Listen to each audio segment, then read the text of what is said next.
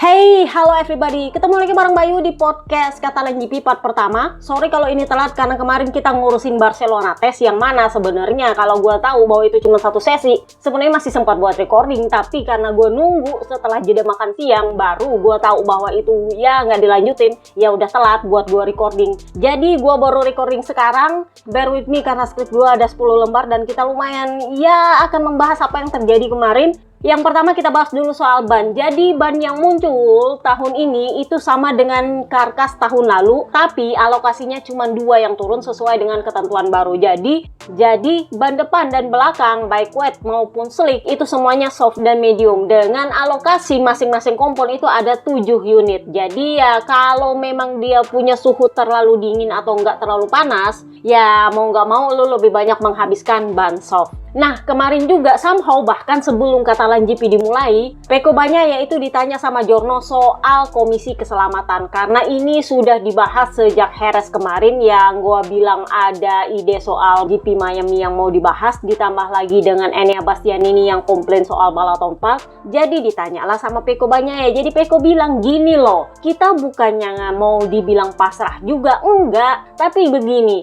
kita kan punya komisi keselamatan di mana yang biasanya ngumpul itu adalah para rider digabung dengan MotoGP, maksudnya Dorna digabung dengan IRTA dan MSMA. Nah, masalahnya adalah yang datang ke sana itu hampir nggak ada. Yang paling sering nongol itu cuma 3 orang, cuma saya, Luca Marini, sama Jack Miller. Yang lain-lainnya kadang-kadang, tapi yang rajin datang itu cuma 3 orang sejauh ini. Jadi bukannya kita nggak ada suara, tapi ya kita ngomong-ngomong. Tapi kalau orang ambil voting ya kita nggak ada, cuma 3 orang mau ambil voting gimana? Kan udah gue bilang kemarin waktu kalau kita mundur-mundur soal kota kemarin, kalau kalian ngintil gue udah lama, pasti ingat ceritanya kota yang dikomplain waktu itu.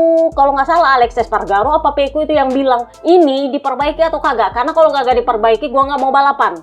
Nggak taunya Marc Marquez bilang ya kan gampang, lu sisa hindari aja lubangnya, kalau emang ada lubang di situ amat. Nah kayak gitu. Jadi kan kalau kayak gitu ceritanya lu ambil voting. Nah voting yang paling banyak itu yang dijalankan. Jadi itulah yang terjadi ketika muncul aturan Marquez kemarin di Lemang. Jadi Pecco bilang itu aturan sebenarnya kalau para rider datang mungkin kita masih punya suara lah sedikit, paling nggak ada lah teman gue buat komplain. Jadi dia bilang masalahnya gini, kemarin di Lemang itu kembali lagi ada aturan yang tiba-tiba diterapkan bahkan sebelum musim berakhir. Kalau menurut saya oke, aturannya udah bener, tapi tolong jangan diterapkan sekarang hanya karena Marc Marquez culas. Jadi seolah-olah Marc Marquez boleh bikin, yang lain udah nggak boleh bikin. Itu nggak adil untuk rider lain. Masa dia bisa bikin kita kagak? Maunya saya itu diterapkan nanti setelah musim berakhir, musim depan baru kita jalankan, bukan atas dasar kesepakatan doang. Aturannya aturan, jangan pakai kesepakatan. Ini cuma gara-gara kesepakatan bersama terus baru dibikin aturannya musim depan, tapi sudah dijalankan sekarang kok yang nggak adil. Artinya cuma Marc Marquez yang boleh melanggar, terus kita kalau bikin kayak gitu dianggap melanggar, kok yang nggak adil ya. Ya kalau gue pikir-pikir ya juga ya, masih ingat chaosnya kota, giliran dia bikin nggak dapat penalti, habis itu jadi aturan, yang lain nggak bisa bikin. Jadi dia bilang begini, kalau lu komplain ya jangan ngomong di media, ngomonglah di komisi keselamatan, karena itu di situ di voting. Kalau lu ngomongnya di media terus lu nggak ikut voting ya percuma. Pecco ini Pecco, jadi wajar lah sekarang ternyata dia jadi ketua geng, diangkat jadi ketua geng bukan karena para rider memilih dia, tapi karena dia yang paling rajin datang di komisi keselamatan dan dia paling banyak komplain. Meskipun ya nggak didengerin, kita datang banyak aja belum tentu didengerin, apalagi kalau cuma bertiga kakak. Ini kan diambilnya voting. Jadi kalau mau didengerin, ya kita datang semua rame-rame biar kedengeran mau lu apa. Baru nanti kalau ambil voting kan kita ada 22 orang ya, banter-banter kalau memang banyak yang cedera ya paling jauh 19. Tapi kalau mau dibandingkan dengan perwakilan MSMA, Dorna, IRTA, kita masih banyak kak. Jadi kalau mau voting masih bisa kita menang voting. Nah masalahnya lu kagak ada yang nongol, masa gua cuman bertiga ya jelas lah kalah voting, gimana sih? Kayak gitulah si Pecco, ngomel kak, ngomel. Nah dibahaslah sama Giorno, tapi kan Enea bilang, kalau kalian mundur-mundur di podcast Lemang kan Enea bilang sebenarnya lebih bagus kalau yang mewakili para rider itu adalah rider atau mantan rider yang cukup disegani, cukup mewakili kita. Karena kalau para rider sendiri yang pergi ke sana punya kepentingan masing-masing jadinya, dan itu akan sulit sepakat karena semuanya juga punya politik masing-masing. Jadi Pecco bilang bilang kayak gini masalahnya. Kalau kita ngarep orang lain datang, ya kapan? Karena gini, kalau kita mau nunggu orang lain mau datang mewakili, contoh kemarin sudah pernah ada Sylvain Gontoli, tapi toh kita-kitanya juga nggak sepakat. Jadi mending kita semua nongol di situ, ya voting lah kalau mau voting. Jadi kemarin juga Bebe Vale itu datang, ya bisa dibilang tanpa beban karena Marc Marquez nggak ada di situ, nggak ada di track. Jadi ya bukannya dia senang juga, tapi ya memang karena dia harus datang. Tetapi dia datang tanpa beban karena dia nggak perlu terlalu mengkhawatirkan dia mau bikin apa. Tapi ya tetap aja Valentino Rossi kalau sama penyembah Marc Marquez bernafas aja salah kakak.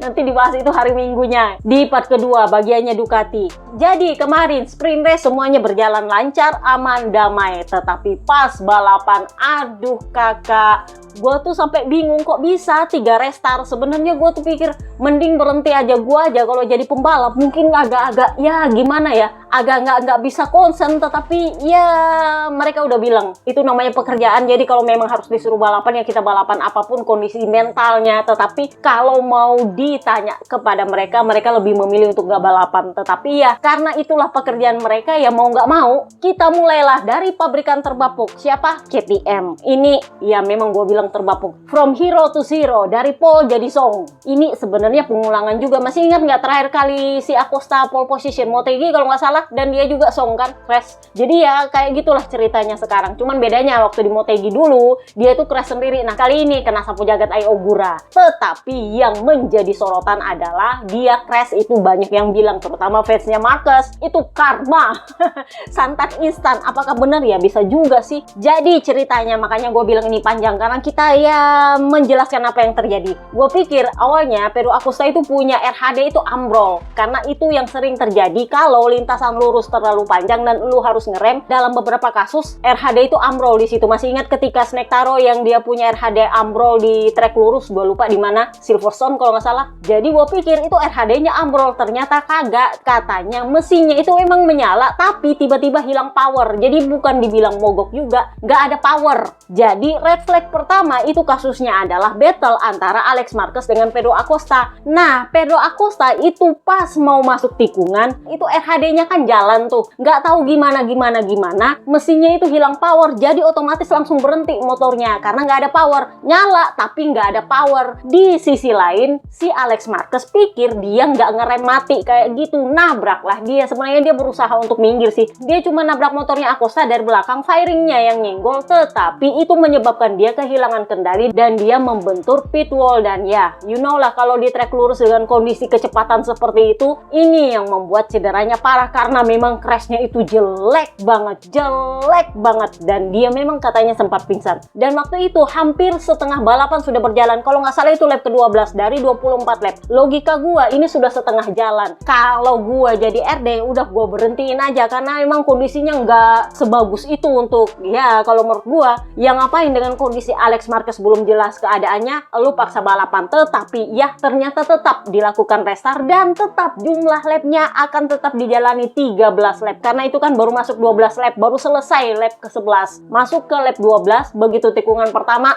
Jadi RD memutuskan 13 lap. Ini yang menurut gua agak-agak aneh karena kalau ini terjadi di Moto3 atau Moto2 biasanya dikurangi ya paling enggak jadi 10 lap atau jadi 8 lap, 11 lap, pokoknya dikurangi lah nilai lapnya. Tapi kagak sama RD khusus untuk kelas MotoGP ini, dan ini sebenarnya sudah mulai mengundang kontroversi sih. Jadi dilakukanlah restart kedua. Baru mulai tikungan pertama sudah amburadul. Johan Zarco menabrak Luca Marini dan dia menabrak juga motornya Pecco, yang mana kakinya dia nyangkut di antara ban sama seatnya Pecco, dan itu membuat dia jumpalitan bareng sama motor. Jadi lu pikirlah gimana modelnya. Jadi wajar kalau Pecco itu sampai shock lihat dia, karena hal pertama yang dia lakukan setelah crash adalah mengecek adanya Zarco, dan Zarco itu yang memang udah nggak bisa bangun, kakinya udah kejepit motornya Pecco. Jadi ya memang gimana ya modelnya. Gue pikir itu juga ya udahlah, ya udah nggak enak banget ini keadaannya, kita aja yang nonton udah nggak enak coba.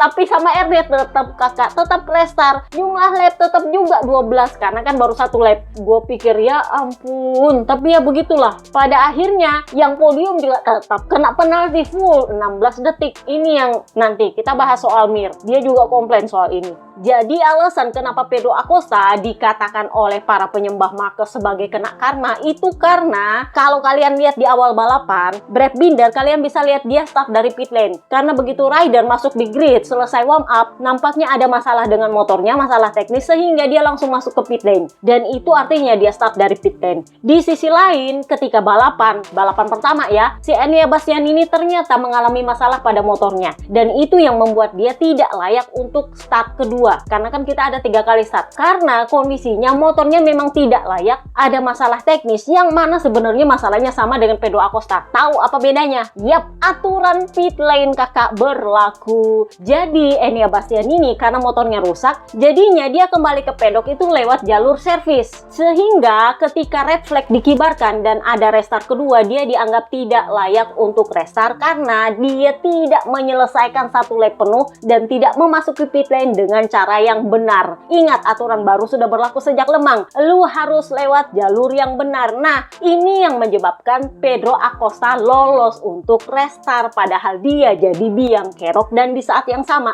sebenarnya dia punya masalah dengan motornya. Jadi, lu punya masalah sama motor lu yang bikin orang cilaka, lu yang bikin orang red flag, tapi lu yang bisa restart dari pole position pula.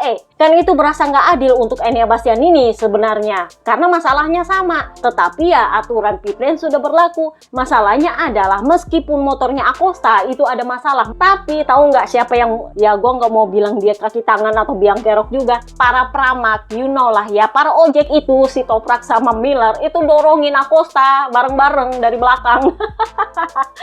Jadi mereka bertiga masuklah ke pit lane dengan cara yang benar. Aturan pit lane kak sudah berlaku, jadi dia dianggap layak untuk restart meskipun motornya bermasalah. Jadi dia pakai motor kedua di restart kedua dan itu memang dia layak untuk restart karena dia masuk ke pit lane dan menyelesaikan lap dengan cara didorong sama para pramak. Jadi siapa yang salah? Ya lu salahin lah para pramak kak. Tapi ya wajar karena mereka berdua ini baik hati kakak, baik hati dan tidak sombong. Ya para ojek-ojek inilah yang nolongin Acosta dan itu yang membuat Acosta layak untuk restart meskipun dia adalah biang keroknya. Jadi ya pada akhirnya ya langit lah yang mutusin lu caranya agak-agak salah meskipun nggak melanggar aturan. Jadi ya udahlah lu crash dulu. Caranya langit itu emang beda-beda. Nanti kita bahas apa santan instannya Charco yang menurut gua dia beruntung. Oke, Pedro Acosta DNF karena disapu jagat sama Ogura. Jadi dia bilang, saya ingin mengirimkan seluruh kekuatan saya atas nama saya sendiri dan KTM kepada Alex dan Johan yang merupakan orang-orang yang menderita dan mengalami konsekuensi terburuk dari semua yang terjadi hari ini. Sebenarnya menurut saya tidak perlu ada 3 kali start ketika sudah ada 2 kali red flag yang dikibarkan. Masalahnya adalah 2 red flag ini dikibarkan karena 2 pembalap dirawat di rumah sakit dan ditambah lagi ada 3 atau 4 pembalap lain yang juga mengalami crash. Ya memang tidak masalah kalau mau bilang show must go on, tetapi kita sering lupa bahwa kitalah yang membuat pertunjukannya. Kesehatan lebih penting daripada tontonan yang bisa kita sajikan. Jadi saya tidak merasa kita perlu ada 3 kali restart di sini. Nah, ditanyalah dia perkara soal red flag pertama yang mana dia jadi biang keroknya. Jadi dia bilang sebenarnya saya tidak tahu apakah saya layak atau tidak karena saya belum pernah terlibat dalam kecelakaan seperti itu,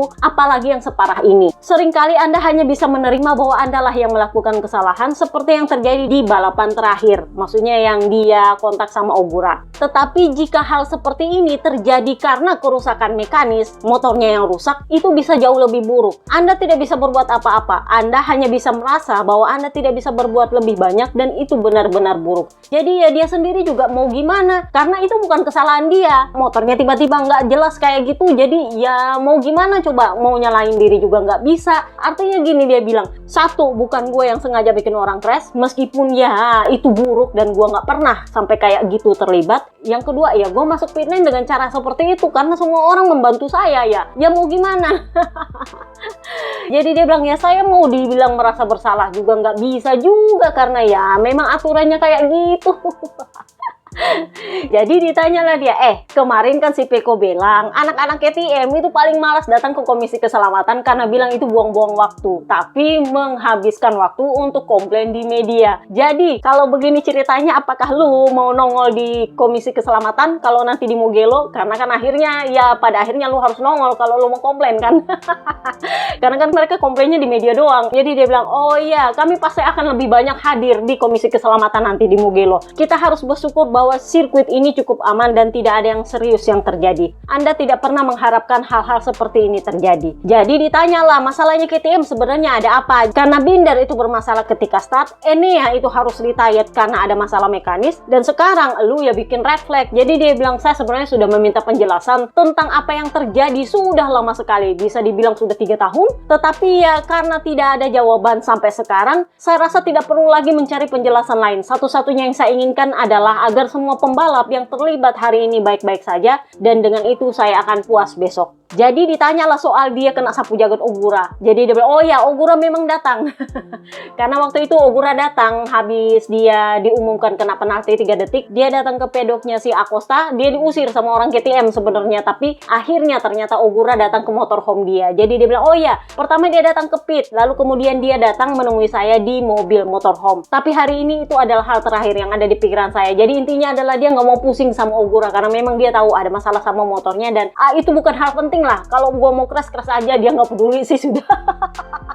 Jadi ditanyalah dia sama Jono, lu merasa mau bersalah tapi ya ternyata lu nggak salah. Di sisi lain Raul Fernandez emang bilang bahwa ya tugasnya pembalap ya memang harus balapan dan harus menyelesaikan balapan. Apapun yang terjadi kalau disuruh balapan ya harus balapan. Jadi dia bilang show-nya itu sebenarnya tidak masalah kalau Anda tidak saling mengenal. Tapi menurut saya begini, itu tidak perlu dikatakan begitu. Kita sudah balapan 12 lap di awal dan itu sudah berjalan dengan baik. Tetapi ketika Anda sudah mengalami 3 kejadian yang menakutkan dalam satu hari, saya pikir Anda harus berhenti sejenak. Jadi ya menurut dia, toh kita sudah balapan 12 lap, itu sudah setengah jalan, 24 lap ada 12 lap, dan menurutnya dia sebenarnya nggak perlu lagi dilanjutkan. Tapi ya kalau memang dilanjutkan dan ternyata baru 1 lap udah amburadul ya jangan dipaksa. Tapi ya begitulah RD. Graham Webber, menurut gua bedanya RD yang satu ini dengan RD yang lama, Mike Webb. Kalau Mike Webb itu lebih ada sisi manusiawinya meskipun dia adalah ABR tingkat dewa. Yang kali ini dia memang bukan ABR, tapi ya betul-betul sisi kemanusiaannya luar biasa.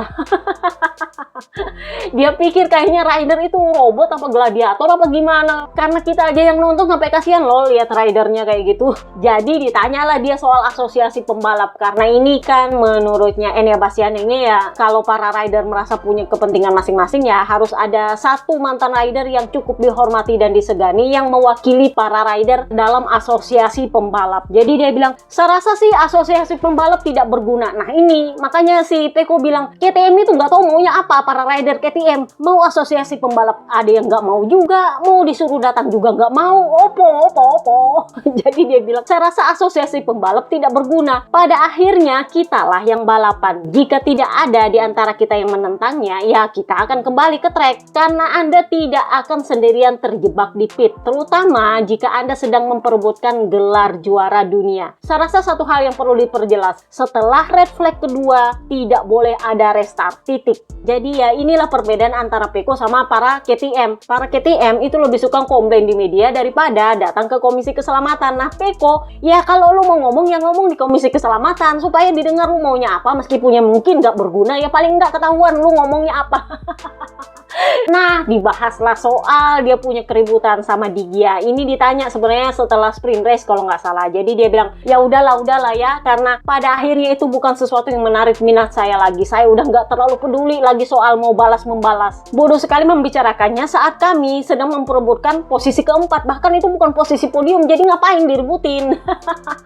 Karena itu bukan posisi yang ingin saya perjuangkan. Jadi dia sendiri nggak tahu poinnya apa. Digia itu sampai mengejek dia, dan dia merasa itu nggak nggak perlu dibahas dan nggak perlu dianggap. Nah, soal ini Bebe Vale, Valentino Rossi, bosnya Di Gia, sempat ditanya, anak lu Di Gia itu katanya ngacangin si Pedro Acosta. Nah, Pedro Acosta itu marah gara-gara dikacangin. Bebe Vale itu bilang kayak gini, ya saya juga kalau saya menyalip seorang yang bertalenta dan sangat bagus seperti Pedro Acosta, saya pasti akan senang dan bangga. Tetapi saya tidak akan berpikir untuk melihat dia setelah menyalip dia. Mungkin karena seperti itulah saya nggak tahu orang lain, tapi saya seperti itu. Saya akan menyalip dia dan tetap melihat ke depan, tetapi dalam hati merasa sangat senang. Tapi kan anak lu kayak gitu si Di Gia. Jadi dia bilang begini, kita nggak tahu apa yang terjadi di antara mereka di masa lalu, karena hal-hal seperti ini biasanya ya mungkin ada yang terjadi di masa lalu sehingga terbawa-bawa. Misalnya seperti saya dulu ketika saya masih balapan di Minimoto, masih kecil-kecil, dulu ada itu pembalap lain, anak lain yang seolah-olah bilang sama saya, lu minggir, lu ganggu gua. Bukan karena mereka lebih cepat dari saya, tapi karena mereka ingin mengalahkan saya. Dan menurut saya itu bukan cara yang benar. Dan kepada mereka memang saya agak sedikit kasar dan agak sedikit keras. Karena itu adalah hal yang tidak bisa dilupakan. Jadi ya wajar kalau Pedro Acosta bereaksi seperti itu. Karena kan rider punya cerita beda-beda. Tetapi kalau saya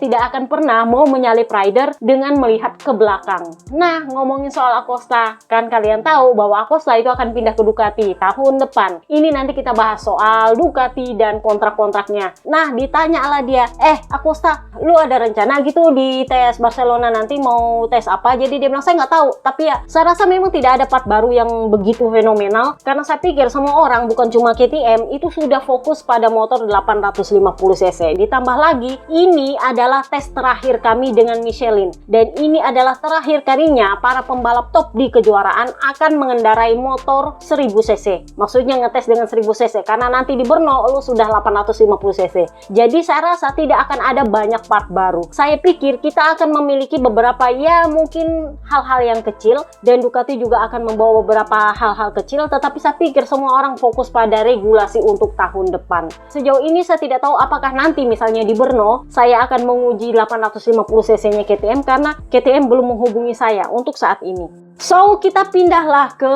Brad Binder. Ini kalau gue bisa bilang dia ini beruntung loh. Udah di balapan pertama dia punya start dari pit lane, balapan kedua juga dia start dari belakang. Pas start ketiga dia finish P7 setelah para rider kena penalti tekanan ban. Jadi dia bilang, saya menggunakan motor cadangan setelah masalah yang saya alami saat lap pemanasan, maksudnya warm up waktu dia masuk ke pit lane. Jadi saya menggunakan motor cadangan dan hanya mencoba menyelesaikan beberapa lap. Sayangnya ada red flag dan saat start kembali saya naik dari posisi 20 ke posisi 8. Saya rasa itu adalah salah satu start terbaik saya, tetapi kemudian ada lagi restart. Saya naik ke posisi ke-9 tetapi saya melakukan kesalahan di tikungan 7. Saya harus keluar jalur dan kemudian bekerja keras untuk mengejar para pembalap di depan saya yang sedang memperebutkan posisi ke-5. Sayang sekali terutama karena saya lolos kualifikasi di posisi ke-8 tetapi harus memulai balapan di posisi 22 kali. Akhir pekan yang kurang beruntung tetapi juga beruntung karena saya bisa mendapatkan start seperti ini. Jadi ya bisa dibilang lumayan bagus lah. Nah, perkara soal kontraknya. Gosip berhembus sepoi-sepoi sebenarnya Tech3 katanya nggak mau menerima dia. Karena kan udah gue bilang awalnya Viñales itu mau ditukar guling sama Binder untuk di KTM pabrikan. Tetapi karena Viñales itu performanya nggak bagus sekarang, KTM pabrikan kayaknya berpikir ulang untuk memasukkan dia ke tim pabrikan. Jadi akan diisi oleh Di Giannantonio. Nah sementara Viñales awalnya kan nego sama Trackhouse, tetapi ya pada akhirnya Brivio sudah mengumumkan bahwa dia akan berpisah dari Trackhouse akhir tahun ini. Gosip berhembus sepoi-sepoi, semua prakontrak yang ditandatangani oleh Brivio diveto oleh Aprilia dan Justin Marks. Jadi si Viñales nggak bisa kemana-mana. Nah Viñales sendiri kemarin sempat ditanya, dia bilang ya saya sekarang sedang berusaha untuk memperpanjang kontrak saya sama KTM. Nah ini masalahnya, Binder bakal kemana? Gosip berhembus sepoi-sepoi, Gunter Steiner itu pengen Enya tetap bertahan di Tech3. Jadi Binder itu ya otomatis nggak dapat seat karena udah gue bilang dia ini pangeran KTM, nggak ada pabrikan lain yang tertarik tertarik sama dia selain KTM. Jadi Enya Bastianini adalah satu-satunya penentu masa depan dia. Kalau Enya Bastianini akan hengkang dari Tech 3, maka dia kemungkinan akan ditempatkan di Tech 3 dengan kontrak di bawah KTM, bukan di bawah Tech 3. Sementara Vinales mungkin di bawah Tech 3, meskipun ya Vinales pengennya kontrak langsung sama pabrikan. Tetapi nasibnya dia itu memang ditentukan oleh Enya Bastianini. Somehow Enya Bastianini ini bukan jurdun, bukan apa, tapi dia menentukan masa depan dua rider. Masa depannya Binder dan masa depannya Joan Mir. Sorry to say. Kita bahaslah Tech 3-nya dulu. Tech 3 kemarin akhirnya membantah semua spekulasi dan gosip berhembus sepoi-sepoi bahwa mereka nego dengan Honda. Faktanya memang mereka nego sama Honda, tetapi katanya dengan KTM mereka mendapatkan deal langsung dari CEO-nya KTM, Numister, karena kalian bisa lihat Numister nongol kemarin, jadi langsung deal katanya. Jadi kemarin Tech 3 mengumumkan bahwa tahun depan mereka akan tetap bersama dengan KTM, dan itu membuat KTM bisa bernapas lega karena akhirnya mereka tetap punya satelit dan mereka bisa, ya mau ditaruh di mana ini rider masih ketahuan lah bakal kemana. Nah sayangnya nggak ada interview dari Enya Bastianini. Vinales sendiri adalah satu-satunya rider KTM yang nggak ada masalah motor, dan dia kemarin finish P11. Memang dia kemarin nggak ada masalah motor, tapi di sprint race dia ada masalah motor, dia retired. Jadi ibarat kata begini, ketika sprint race 3 KTM itu nggak ada masalah, Vinalesnya ada masalah, tetapi di balapan panjang 3 KTM ada masalah, Vinalesnya nggak ada masalah. Logikanya adalah empat-empatnya ada masalah. Nah itu pertanyaannya, ada apa dengan KTM? Jadi kemarin ada beberapa jurnalis di belakang pedok yang merasa bahwa kok kayaknya KTM ini mestinya nggak diizinkan untuk restart. Bahkan di restart kedua pun mestinya mereka nggak diizinkan karena mereka punya masalah dengan semua motornya. Supaya jangan sampai masalah mekanisme mereka itu membahayakan rider lain di track. Jadi kan kalau kayak kasusnya si Pedro Acosta, terus lu kasih keluar lagi dia, terus nanti tiba-tiba masalah lagi, siapa yang akan menjamin itu masalah nggak akan terjadi? Kurang lebihnya kayak gitu. Karena kalau cuma satu motor yang ada masalah, that's okay. Masalahnya adalah sudah ada 3 KTM sebelumnya dan 4 KTM setelah red flag pertama, itu menandakan bahwa ada yang salah dengan mesinnya. Takutnya nanti kalau lu izinkan mereka restart, siapa yang akan menjamin kalau itu motor tiba-tiba ada masalah lagi terus jadi lagi kejadiannya? Kurang lebihnya kayak gitu, tapi ya begitulah, pada akhirnya untungnya nggak terjadi apa-apa.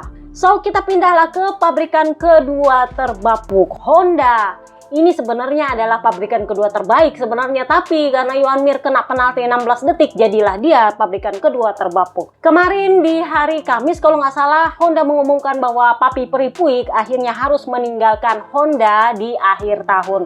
Kontrak dia nggak diperpanjang. Setelah kemarin sempat dikabarkan bahwa dia itu akan tetap menjadi Papi Perinya Honda dengan Brivio akan menjadi konsultan di Honda. Gosip berhembus sepoi-sepoi, katanya itu gara-gara Papi Peripuik gagal menarik Tech 3 untuk bergabung. Karena gini, kasusnya ini kurang lebihnya ada kaitannya katanya sama Alonso. Semoga gua salah. Jadi kan kalian tahu Papi Peripuik itu sudah prakontrak dengan Alonso tanpa memikirkan bahwa petinggi Jepang pengen lu kemarin ini tetap stay. Jadi gosipnya petinggi Jepang bilang, Puik, lu gimana caranya cariin seat supaya lu kemarin ini tetap ada seat dan Alonso tetap dapat seat karena itu lu yang kontrak. Jadi gimana caranya lu tarik itu Tech 3 supaya bergabung dengan Honda supaya kita ada seat. Terserah lu mau tawarin gimana. Nah jadi kemarin penawarannya Honda ke Tech 3 adalah motor digratisin hampir gratis kalau nggak salah, dengan para rider itu ada di bawah kontrak pabrikan. Jadi David Alonso itu ada di bawah kontrak pabrikan dan lu kemarin itu tetap akan di bawah kontraknya pabrikan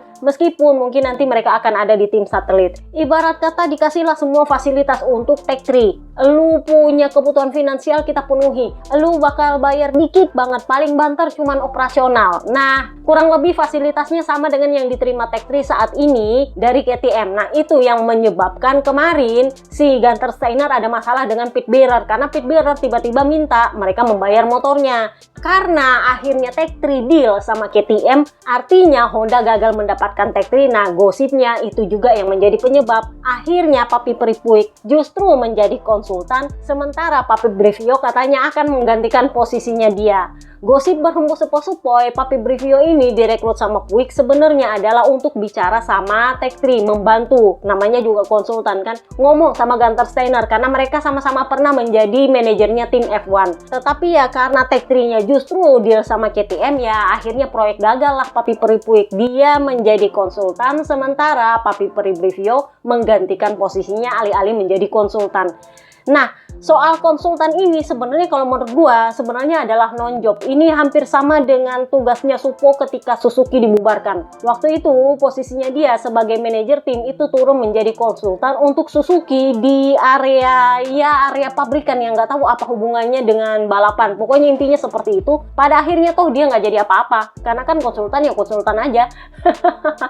Jadi ini sempat ditanya sama Luca Marini. Jadi Luca Marini bilang, saya nggak bisa bahas detailnya sih, tetapi menurut saya bersyukur bahwa Puig masih akan ada di sekitar kami, masih akan menjadi konsultan. Jadi nggak sepenuhnya keluar dari Honda meskipun tidak sepenuhnya bersama kami. Ya menurut saya dia ini karena dia adalah mantan pembalap, dia adalah manajer yang lebih mudah untuk diomongin. Jadi kalau kita bahas motor, dia adalah orang yang paling logis karena dia adalah mantan pembalap. Jadi dia tahu kita ngomongnya apa. Tetapi ya harus saya akui bahwa ya kita nggak bisa bilang dia adalah orang yang ramah. Karena ya bagi beberapa orang memang dia agak dalam tanda kutip pemarah. Kalau menurut saya bukan pemarah sih, ibarat kata agak kasar. Langsung aja kalau dia nggak suka, kalau dia suka ya suka, kurang lebihnya kayak gitu. Tetapi bagi saya dia adalah orang yang paling enak untuk dibawa bicara soal motor. Kalau kamu ngomongin motor sama dia lebih ngerti bahkan daripada teknisimu.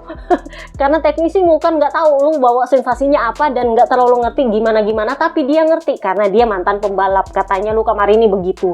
Jadi ya kurang lebihnya begitu. Kita tunggu aja pengumumannya Brivio akan bergabung dengan Honda kapan. Karena beberapa journal bilang kurang lebih mungkin nanti musim panas katanya. So kita bahas lah Joan Mir. Aslinya dia ini finish P2, podium 2. Dia sempat hore-hore di podium, dia sempat senang-senang. Dan ini adalah wawancara dia sebelum kena penalti 16 detik. Seperti biasa, setelah selesai debrief dan segala macam baru nongol lah itu penalti. Gua nggak tahu kenapa.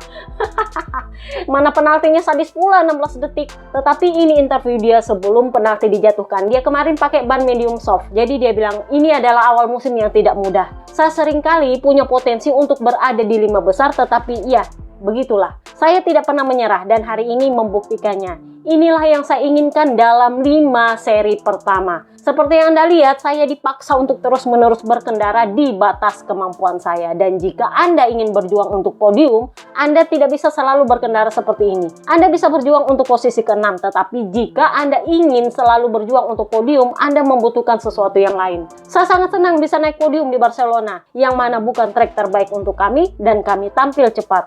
Tetapi saya juga terbeban dengan Sarko dan Alex, karena kami mengambil resiko besar hari ini. Dan saya harap mereka baik-baik saja, dan akan hadir di Mugello atau setidaknya sesegera mungkin. Jadi ditanyalah dia soal masa depannya, karena waktu hari Kamis dia sempat ditanya soal itu. Jadi dia bilang, ya sepertinya saya tidak akan balapan dengan Honda tahun depan. Jadi ditanya emang kenapa? Jadi dia bilang, di Jerez saya tidak menerima apapun dan tidak ada satu orang pun yang bicara pada saya. Bahkan di tes Jerez pun katanya kemarin, Puig itu nggak ngomong sama dia. Nggak ketemu sama dia. Si Puig ngomongnya sama Luca Marini, Kak. Kagak sama dia. Heran juga dia. Jadi dia bilang, saya tidak layak diperlakukan seperti ini. Kalau lu nggak mau perpanjang gue, ya lu ngomong lah. Gue nggak mau perpanjang lu, bla bla bla bla bla.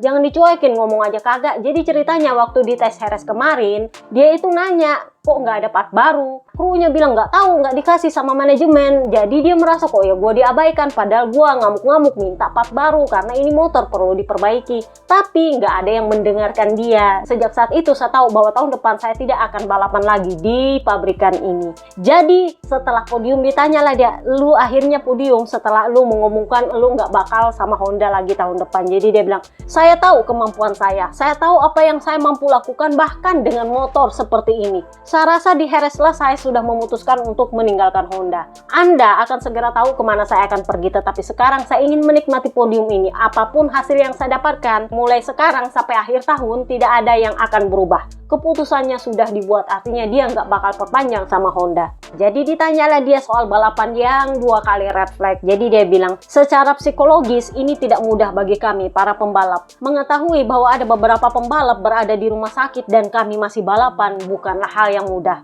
Mental Anda tidak bisa berlatih untuk hal-hal seperti itu. Anda membutuhkan pengalaman untuk menangani hal-hal seperti ini. Faktanya bahwa hari ini resikonya sangat tinggi. Di sini, di Barcelona, ada sesuatu yang selalu terjadi di awal balapan. Kemarin itu terjadi pada Binder dan saya. Tahun lalu juga. Kita perlu memikirkan bagaimana membuat tikungan pertama lebih aman. Kita perlu belajar dari hal-hal seperti ini, karena ini adalah pengalaman yang dibutuhkan oleh MotoGP untuk mengelola situasi yang lebih baik. 3 kali start di sini merupakan resiko yang sangat besar sebenarnya. Jadi ditanyalah dia soal berada di belakangnya Acosta selama balapan. Jadi dia bilang, ya saya tetap berada di belakang Pedro dan membiarkan dia melakukan kerja keras di awal balapan.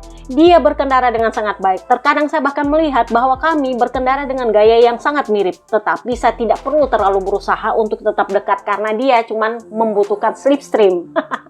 Di Gia berkendara sedikit berbeda, jadi tidak mudah untuk tetap dekat dengannya. Dan saya juga terlalu lama untuk menyalip Pedro, tetapi saya lebih ingin menghindari kecelakaan dan membuat kesalahan. Saya tidak boleh terjatuh lagi. Mungkin saya bisa bertarung dengan Di Gia untuk memperebutkan kemenangan, tetapi ada risiko bahwa saya akan pulang jalan kaki. Maksudnya crash, jadi dia bilang itu nggak masalah lah kalau saya cuman P2. Jadi setelah dipenalti 16 detik dan dia turun ke P13, makanya Honda menjadi pabrikan terbapu kedua. Dia bilang, saya merasa podium adalah milik kami, meskipun jelas bahwa karena suatu alasan kami tidak mencetak poin. Saya mengerti bahwa peraturan Michelin harus dihormati, tetapi faktanya prosedur restartnya itu adalah prosedur quick restart dan cuacanya dingin, jadi lebih sulit untuk mengendalikan temperatur ban. Dan saya pikir ini adalah sesuatu yang harus kita ingat di masa depan. Tidak normal jika 6 pembalap berada di bawah investigasi dalam sebuah balapan. Pasti ada sesuatu yang terjadi. Sebagian karena cuaca yang dingin dan juga masalah restart yang membuat segalanya lebih rumit. Sungguh konyol mendapatkan penalti untuk sesuatu yang tidak memberi saya keuntungan apapun. Kita membayar harga yang sangat mahal, tetapi aturannya seperti ini, jadi ya kita harus menerimanya. Jadi ditanyalah dia, menurut lo apakah perlu ada perubahan gitu, penaltinya terlalu berat? Karena kan logikanya gini, lu balapan dengan tekanan yang rendah karena cuaca yang dingin, dengan lap yang cuma 12 dan fakta bahwa lu nggak membahayakan rider lain, lu kena penalti 16 detik, lu bandingkan dengan Ogura yang jelas-jelas membahayakan rider lain dan bikin rider lain crash. Penaltinya cuma 3 detik. Lah gua finishnya baik-baik, nggak membahayakan siapapun dan lapnya cuma 12, mana sempat untuk manasin ban, kok ya dapat 16 detik. Jadi dia bilang ya kalau mau komplain juga ya bagaimana ya, ini adalah masalah yang harus didiskusikan dengan tim. Aturannya memang seperti itu dan terserah tim untuk menafsirkannya sebaik mungkin agar tetap berada dalam batas yang diizinkan. Entah mengapa kami tidak melakukannya di sini dan itu terjadi pada kami tepat di hari kami finish di podium. Itu sebenarnya tidak adil karena saya tidak mendapatkan keuntungan 16 detik dengan tekanan 0,004 bar lebih rendah. Jadi ya wajar juga sih, dia loh cuma selisih 0,004, 4/1000. Jadi dia bilang gini, sudah lapnya cuma 12, gua cuma selisih minim banget, ditambah lagi gua untung 16 detik, itu jauh banget kakak. Jadi dia bilang saya tidak mendapatkan keuntungan 16 detik dengan selisih cuma 0,004 bar itu. Jadi dia bilang itu sangat sedikit tetapi penaltinya sangat tinggi. Begitu juga harga yang harus kami bayar. Faktanya adalah mereka memberi kami penalti tertinggi yaitu 16 detik seolah-olah itu adalah balapan panjang. Padahal ini adalah balapan yang singkat. Itu memang mirip sprint race sih. Jadi ya tidak masuk akal. Jadi memang kemarin ada lagi Jono yang bilang harusnya penaltinya itu sama dengan sprint race cuma 8 detik. Kenapa? Karena jumlah lapnya cuma 12 lap katanya. Karena kan balapan pertama udah beda ban kak. Jadi lu nggak bisa gabungin ban yang sana dengan ban yang sini. Ngerti maksud gua? Jadi ya memang sebenarnya masuk akal. Kalau itu cuma 12 lap, aturannya dipotongnya cuma 8. Tetapi argumennya RD katanya kan poinnya dikasih elu penuh. Yang berlaku 25 poin loh itu padahal cuma 12 lap. Karena dianggap ini balapan penuh 12 tambah 12. Jadi karena ini dianggap balapan penuh maka penalti dari Michelin juga katanya harus penuh 16 detik. Ya ampun. Tapi ya begitulah, menurut gua memang gak adil sih. Dan banyak jurno yang merasa ini kayaknya antara terlalu mengada-ngada dia punya aturan penalti. Menurut gua itu terlalu tinggi memang. 16 detik itu banyak banget kakak. Ditambah lagi yang kedua, ya ini kan restart. Jadi ada yang pakai ban bekas lah, ada ban baru lah. Pokoknya amburadul lah kemarin.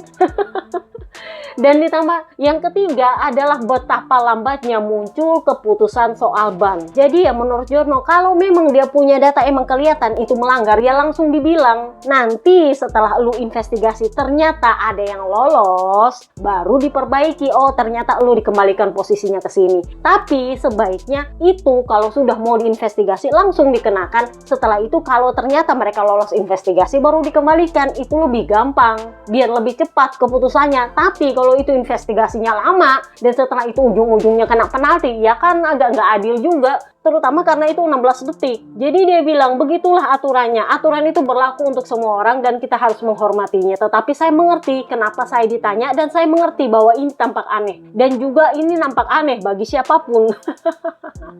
Jadi pada akhirnya ditanyalah dia soal komisi keselamatan. Karena Peko banyak ya ngomel-ngomel sama media. Itu rider kok ya cuman kami bertiga yang nongol, yang lain kagak ada nongol.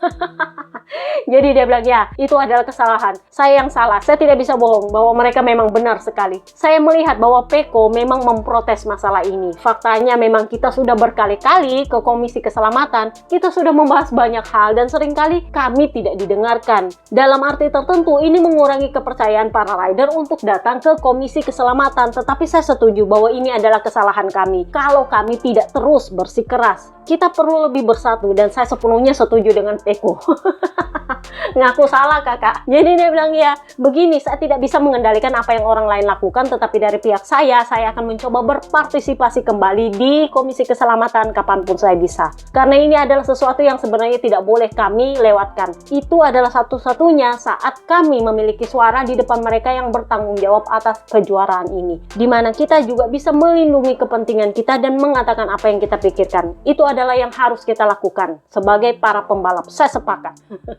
Jadi menurut lo apakah ada solusinya soal Barcelona? Jadi dia bilang, saya rasa kita perlu membahas masalah startnya. Kalau soal Barcelona, kita harus memastikan tidak hanya di sirkuit ini bahwa grid tidak boleh terlalu jauh dari tikungan pertama. Kita tidak boleh sampai di tikungan pertama dengan gigi kelima. Itu tidak perlu. Karena toh tontonannya sama saja ketika kita sampai di tikungan pertama dengan gigi ketiga. Secara keseluruhan, keselamatan kami ketika ada 22 pembalap masuk di tikungan dengan kecepatan 300 km per jam sambil mengerem dengan siku terbuka lebar, itu adalah hal yang perlu kita perbaiki. Aspal di sirkuit ini sudah terlalu aus karena memang ini adalah sirkuit paling nggak ada grip di kalender MotoGP. Jadi dia bilang udah sirkuitnya nggak ada grip, ditambah lagi cuaca dingin, bannya sudah susah panas. Ya menurut lo tikungan pertama akan sekacau apa? Jadi dia bilang itulah yang menyebabkan banyak kecelakaan terjadi. Jadi inilah yang perlu kita bicarakan. Jadi kemarin memang ada yang bilang bahwa trek lurusnya Montmeló, sirkuit Catalunya itu katanya paling nggak mestinya dimodifikasi. Tapi menurut pihak sirkuit itu agak sulit untuk dimodifikasi karena layoutnya udah mepet tribun dan kiri kanan. Jadi kalau lo mau bikin tikungan di situ agak susah. Jadi ya menurut Joan Mir kalau memang nggak bisa dirubah layoutnya, ya posisi startnya aja dimajuin. Jadi tikungan pertama itu nggak ada yang rebutan di situ gila-gilaan katanya begitu. Tapi ya menurut beberapa orang itu juga tidak mengubah fakta bahwa di refleks pertama itu sudah 12 lap. Tetap juga ada celaka. Jadi ya menurutnya beberapa rider tetap layoutnya yang mesti dirubah. So, kita pindahlah ke Luca Marini, P6, rider terbaiknya Honda yang finish. Ini juga dia adalah rider yang kena masalah di red flag kedua karena dia ditabrak sama Zarco sebelum Zarco akhirnya menabrak Pecco Bagnaia. Dia akhirnya restart ketiga memakai ban medium-medium, udah nggak ada ban kak. Jadi dia bilang, saya rasa hal pertama yang perlu saya sampaikan hari ini adalah mendoakan Zarco dan Marquez agar cepat pulih. Saya sangat prihatin untuk Zarco. Saya melihat kakinya, karena kan mereka crash bareng-bareng kan. Anda bisa melihat dengan jelas apa yang terjadi. Dan saya sendiri terbayang lagi kecelakaan di Suzuka. Karena kan waktu di Suzuka dia kecelakaan seperti itu parahnya. Jadi dia bilang, sekarang setelah ketegangan balapan berakhir dengan konsentrasi saya dan segalanya, saya benar-benar merasa sedih tentang ini. Jelas memang balapannya tidak seperti di Suzuka. Di sini operasi bisa dilakukan segera. Untungnya ada dokter, ada ambulans, ada semuanya. Karena memang lu kemarin kalau kalian ngintil gua dari tahun lalu apa 2 tahun lalu ya, itu kan ceritanya dia itu harus beberapa hari dulu di Suzuka baru dibawa pindah ke Tokyo. Karena di Suzuka ternyata fasilitasnya nggak terlalu bagus sehingga dia nggak masuk rumah sakit, dia masuknya di klinik dengan perlakuan khusus dan VIP dari Honda. Karena rumah sakitnya ternyata nggak sebagus itu. Jadi dia bilang untungnya di sini karena di sini orang udah biasa balapan, dia punya rumah sakit memang fasilitasnya bagus. Jadi dia bilang untungnya di sini operasi bisa dilakukan segera. Jadi mari kita berharap dia setidaknya bisa merasakan lebih sedikit rasa sakit sesegera mungkin, yang menurut saya adalah hal terpenting saat ini. Kemudian pemulihan tentu akan membutuhkan waktu. Jadi ditanyalah dia, apakah lu setuju lu kembali lagi balapan 10 menit setelah lu mengalami kecelakaan yang gak enak? Jadi dia bilang, saya pikir itu adalah bagian dari apa yang dituntut dari kami sebagai para pembalap MotoGP. Kami adalah para pembalap terbaik di dunia dan kami harus siap untuk ini. Kami tahu bahwa olahraga motor sangat berbahaya dan bahwa sepeda motor sangat berbahaya. Kami saling menghormati sepenuhnya dan kami tidak pernah ingin sesuatu yang serius terjadi. Kesehatan dan keselamatan adalah yang utama, tetapi kami juga tahu betapa pentingnya olahraga ini bagi semua penggemar, semua fans. Pada akhirnya toh kita tetap akan bertanya solusinya apa?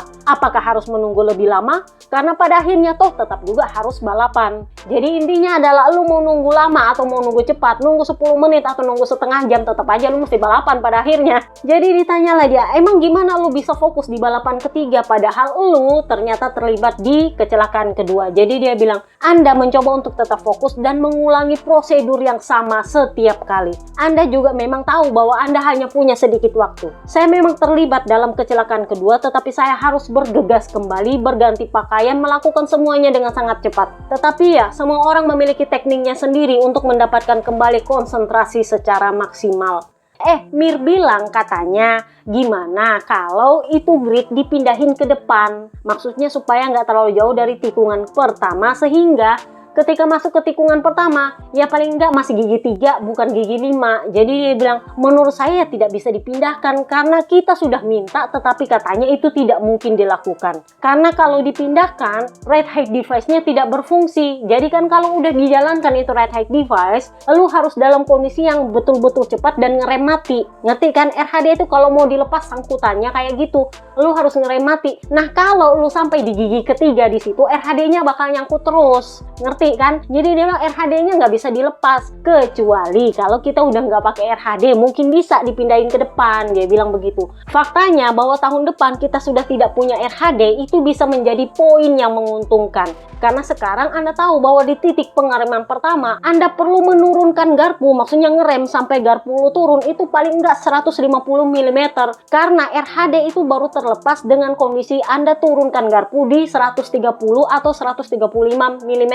Jadi lu harus turunin ke 150 garpu lu. Jadi ya emang lu harus ngerem mati. Itulah kenapa grid nggak bisa dimajuin ke depan. Karena kalau dimajuin ke depan, lu tiba di tikungan pertama dengan sangat lambat dan RHD nyangkut kakak. Jadi dia bilang dengan kondisi seperti itu, Anda tahu bahwa Anda harus sampai di sana dan mengerem seperti monster. Karena misalnya pada restart ketiga, saya tidak bisa menghentikan motor karena RHD tersebut tetap terpasang nyangkut. Itu bahkan lebih berbahaya. Saya melewati 2 tikungan pertama dengan RHD masih terpasang dan saya harus mengangkat motor saya dan membantingnya untuk melepaskannya, maksudnya di wheelie. Ngerti kan maksud gue? Jadi begitu keluar tikungan di wheelie terus dibanting, peng. Itu supaya lepas katanya RHD-nya karena RHD-nya nyangkut 2 tikungan. Jadi dia bilang logikanya begitu. Kalau lu majuin dia punya grid, ya agak susah buat lepasin RHD. Jadi saya tidak sabar untuk menunggu RHD ini dihapus karena ini bikin pusing sebenarnya.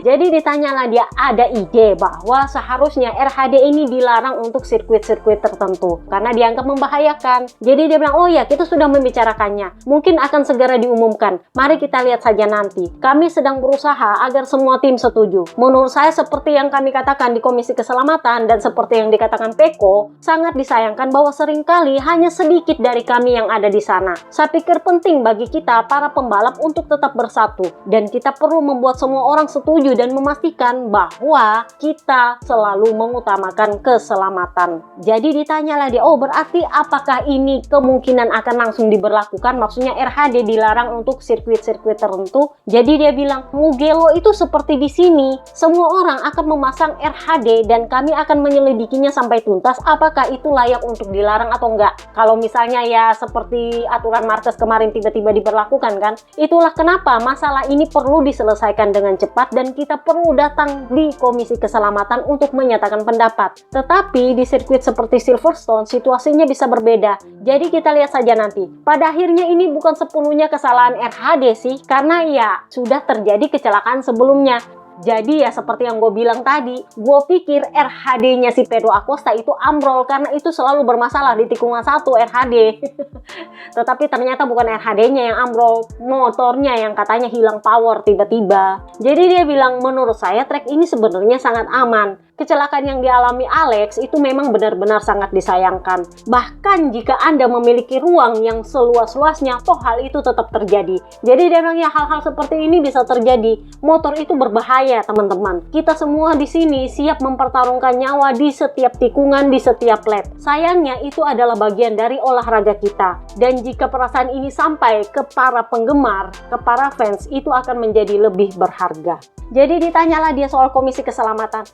Katanya lu cuma bertiga, katanya datang. Lu, Peko, sama si Miller. Jadi dia bilang, ya memang seringkali cuma 3 orang, cuma kami bertiga. Bisa dibilang 90%-nya Jack Miller selalu datang. Hari Jumat ini, Franco datang, Martin datang, Bezzecchi juga datang. Saya sebenarnya senang sekali mereka datang, karena pada akhirnya kami rame-rame. Tetapi ya memang bisa dibilang Peko adalah perwakilan kami. Dan menurut saya dia memang layak untuk itu. Tetapi bagi saya lebih baik lagi kalau kita semua ada di sana bersama. Masalahnya adalah kita semua perlu sepakat dan sedikit lebih banyak berkomunikasi. Yang memang benar yang terjadi adalah kita memang akan lebih stres karena di akhir pekan balapan itu memang sangat sulit untuk kita memiliki energi dan perhatian untuk dicurahkan kepada hal-hal lain selain trek. Jadi ditanyalah akhirnya soal balapan dia setelah sekian panjang. Jadi dia bilang, ya saya balapan dengan ban medium di belakang yang biasanya dipakai untuk balapan normal karena ekspektasinya lu balapan 24 lap. Saya awalnya merasa sangat baik, tapi kemudian ada red flag pertama. Kami akhirnya memasang ban soft di belakang. Tetapi ya, kembali lagi terjadi kecelakaan di mana saya terlibat dan ban soft itu tidak bisa lagi digunakan. Dan itu bukan satu-satunya masalah, karena pada akhirnya saya harus menggunakan motor lain dengan kopling yang baru. Jadi saya tidak bisa sempurna di awal balapan, saya kehilangan banyak posisi dan balapan menjadi cukup rumit sejak saat itu. Mengenai aturan tekanan ban, menurut saya begini, aturannya sudah ada seperti itu. Anda harus balapan dengan tekanan yang tepat, karena itulah aturannya. Saya hanya bisa merespon seperti itu. Kalau aturannya tertulis seperti itu, maka kita hanya perlu mengikutinya. Dan kalau memang bisa dirubah, ya berarti nanti di masa depan nggak bisa dirubah sekarang dan nggak bisa dikomplain sekarang, karena memang begitu aturannya, menurutnya Luca Marini. So, kita pindahlah ke LCR Honda, Johan Zarco DNF. Ini untungnya adalah cederanya dia itu tidak separah yang kita pikirkan karena memang dia punya crash itu mengerikan. Gue itu sampai mikir ini kakinya patah nggak karuan kayaknya. Ternyata nggak ada yang patah kakak. Syukur banget tahu nggak. Kemarin LCR mengumumkan bahwa dia hanya mengalami cedera ligamen lutut dan ada sedikit robekan di bagian betis, bagian depan. Jadi nggak ada yang patah, cuman ada ya luka terbuka di bagian kaki. Kemudian lututnya itu yang memang terkilir parah. Jadi kemarin ketika Barcelona tes dia sudah dikeluarkan dari rumah sakit dan katanya dia sedang menuju ke Lyon untuk menemui spesialis lutut karena dia punya lutut yang katanya itu cedera parah. Kurang lebihnya kayak cedera lututnya Morbidelli zaman dia di depak Yamaha. Masih ingat? Dia itu kan cedera ligamen lutut waktu di Motorens dan sejak itu butuh 1 tahun lebih untuk bisa sepenuhnya sembuh. Jadi memang nggak patah tapi itu sakit dan itu kramnya minta ampun kalau lu naik motor dengan lutut ditekuk. So kita pindahlah ke Moreira, finish P9. Jadi dia bilang ini adalah balapan yang cukup sulit karena tidak pernah mudah mengetahui bahwa pembalap lain mengalami kecelakaan dan kemudian Anda harus mengatur ulang strategi. Saya mencoba untuk mengisi mengisolasi diri saya agar tetap fokus dan pada akhirnya kami mencapai hasil yang baik. Yang terpenting adalah semua pembalap yang terlibat dalam kecelakaan, termasuk rekan satu tim saya, dalam keadaan baik-baik saja. Jadi intinya adalah Sarko memang mendapat keajaiban. Buat yang bertanya, emang dia ada santasan apa Mbak Yu? Emang dia ada sempol apa? Kalau gue pikir-pikir apa ya dia punya sempol? Masih ingat belakang-belakang kayaknya tahun lalu ya? Yang dia komplain terang-terangan ke Honda. Kalau nggak salah di Hungaria, yang dia komplain ke Honda, tau begini gue jadi rider pabrikan aja. Masih ingat? Karena waktu itu di Suzuka 8 Hours kalau nggak salah, dia memang ditawari seat tim pabrikan. Tetapi dia menolak karena dia nggak mau ngurusin pengembangan. Jadi dia tanda tanganlah dengan LCR bahwa dia akan tetap di LCR untuk 2 tahun ke depan. Begitu sampai di Hungaria, Papi Peripuik nggak kasih dia part baru, ngomel-ngomel lah dia. Dia bilang ini nggak adil, saya adalah pembalap terbaiknya Honda dan saya seharusnya mendapatkan part baru. Kalau cuman gara-gara saja di tim satelit saya nggak dapat part baru, ya kalau begitu tahun depan mestinya saya jadi rider tim pabrikan aja. Kurang lebihnya kayak gitu. Menurut gue itu nggak adil karena ujung-ujungnya fans Perancis itu meminta untuk Luca Marini didepak. Luca Marini terus kakak, Luca Marini terus. Katanya ngapain itu Luca Marini di situ, mending Sarko di situ. Lah kan Sarkonya yang nggak mau, gimana sih? Jadi yang menurut gue nggak adil kalau orang menghina-hina Luca Marini cuman gara-gara lu ngomel-ngomel soal pembalap pabrikan. Lu ribut sama Johan Mir, kenapa jadinya Luca Marini yang kena? Jadi kita pindahlah ke pabrikan ketiga terbaik. Ini pabrikan terakhir yang akan kita bahas. Gosip berhembus sepoi-sepoi katanya Jorge Martin berniat untuk membatalkan kontraknya dengan Yamaha gara-gara dia tiba-tiba pengen tetap bertahan di Aprilia. Ini ya makanya lu jangan heran kalau dia sampai crash 6 kali dalam 4 hari di Barcelona. Ya kalau gua pikir-pikir, oh ya bener juga ya. Karena ini memang gak adil buat Aprilia, gak adil juga buat Yamaha, dan gak adil buat Pecco. Sorry tuh saya, Pecco gak ada salah sama sekali sama dia, sorry ya. Jadi ya begitulah. Untungnya kemarin waktu dia crash lagi di tes Barcelona nggak ada yang patah, meskipun ya lumayan mengkhawatirkan sih, crashnya parah katanya di tikungan 7. So kita mulailah dari Quartararo, finish P5 pakai ban medium soft. Jadi dia bilang kami menyelesaikan 12 lap di balapan pertama dan kami meninggalkan begitu banyak bekas karet di track sehingga secara otomatis meningkatkan grip kami untuk balapan ketiga. Saya memulai balapan kedua dengan ban soft yang baru, tetapi saya harus menggunakannya kembali untuk start yang ketiga karena saya sudah tidak punya ban baru lagi. Saya melaju lebih cepat di balapan ketiga daripada di balapan pertama, tetapi terhalang oleh Marco Bezzecchi. Hari ini sulit, terutama di balapan kedua. Saya mencoba untuk menghindari melihat layar TV dalam situasi seperti ini. Tetapi ketika Anda melewati tikungan 10 dan melihat Alex terjatuh seperti itu, Anda memang merasa tidak ingin kembali balapan. Saya merinding, saya melihat ban dan motor terbang. Itu tidak mudah, tetapi itu adalah bagian dari pekerjaan kami. Jadi dia adalah satu-satunya rider Yamaha yang nggak kena penalti 16 detik. Kenapa? Karena Jack Miller, Toprak, dan Rins kena penalti 16 detik. So kita pindahlah ke Alex Rins. Kena penalti 16 detik, jebakan Batman, tekanan ban. Jadi dia finish P14 setelah di penalti. Dia pakai ban medium soft. Nanti kita bahas kenapa sampai Pecco katanya lolos dari penalti. Padahal katanya kalau sudah diinvestigasi itu sulit untuk lolos dari penalti, tapi dia lolos ternyata. Jadi Alex Rins dia bilang, ya hal-hal seperti ini terjadi. Bagi saya balapan menjadi hal sekunder untuk dipikirkan. Ketika saya melihat Alex tergeletak di trek, hati saya hancur. Saya benar-benar terpengaruh oleh pemandangan itu. Saya berusaha bernafas dalam-dalam di pit karena benar-benar tidak menyenangkan melihat rekan Anda tergeletak di trek. Pada akhirnya kita semua manusia dan itu benar-benar berat. Kami sangat kesulitan di sini akhir pekan ini. Kecepatannya tidak buruk hari ini, cukup dapat diterima, tetapi kami belum berada di tempat yang kami inginkan.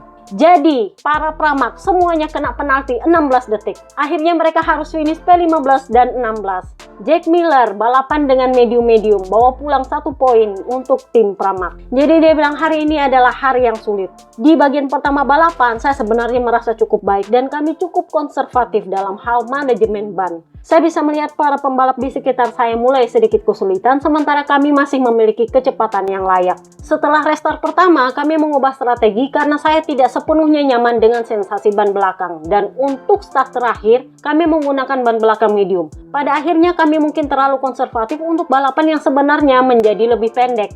Kondisi trek jauh lebih baik dan kami sangat kekurangan akselerasi saat keluar tikungan dibandingkan dengan yang lain. Masalah terbesarnya tetaplah bahwa ketika Anda mengangkat motor dan membuka gas, kami masih kehilangan terlalu banyak tenaga saat keluar tikungan. Itu membuat sangat sulit untuk menyerang atau mempertahankan posisi selama balapan. Mengenai insiden hari ini, tentu saja kami merasa terbeban untuk Alex Marquez dan Johan Zarco. Melihat kecelakaan seperti itu tidak pernah mudah bagi siapapun di grid dan kami semua berharap kedua pembalap pulih dengan cepat dan sebaik mungkin. Toprak pada akhirnya kena penalti 16 detik, finish P16, medium soft. Dia ini adalah pembalap kedua terakhir, karena yang paling terakhir adalah Raul Fernandez. Dia pakai ban medium soft, jadi dia bilang, pertama-tama saya sangat sedih untuk Alex Marquez dan Johan Zarco karena mereka berdua mengalami kecelakaan yang sangat serius hari ini. Ketika hal seperti itu terjadi, tidak mudah untuk kembali fokus sepenuhnya pada balapan karena pertama-tama Anda mengkhawatirkan para pembalap. Saya langsung meminta informasi terbaru dari tim karena dari trek kecelakaan terlihat sangat serius. Yang terpenting adalah keduanya sadar dan menerima perawatan terbaik. Mengenai balapan saya, jujur saja hasilnya tidak positif karena saya sudah berusaha maksimal, tetapi saat ini beginilah keadaannya. Di trek dengan grip yang sangat rendah seperti Barcelona, kami masih sangat kesulitan, terutama dalam hal menikung dan grip ban belakang. Saya kehilangan terlalu banyak waktu saat membuka gas karena motor tidak cukup berbelok dan saya akhirnya menunggu sebelum bisa berakselerasi dengan benar. Oleh karena itu, di tes besok akan sangat penting bagi kami karena kami perlu fokus terutama pada peningkatan kemampuan menikung dan grip ban belakang. Sedikit demi sedikit saya semakin memahami motor ini, tetapi kami masih perlu melangkah lebih jauh. Jadi memang waktu di sprint race kemarin, dia itu sempat ngomel, dia bilang, ini loh sudah 6 balapan, saya masih nggak ngerti sama ini ban Michelin. Kan selamat datang di undian kakak. Kan udah gue bilang kemarin, kayaknya di Barcelona ini, semoga gue salah, Michelin full dalam mode undian. Jadi nggak ada yang dipatok siapa dapat ori, siapa yang kagak dapat ori, siapa yang KW1 kagak ada, semuanya undian, even medium. Jadi ya lu nggak akan bisa menebak siapa dapat apa.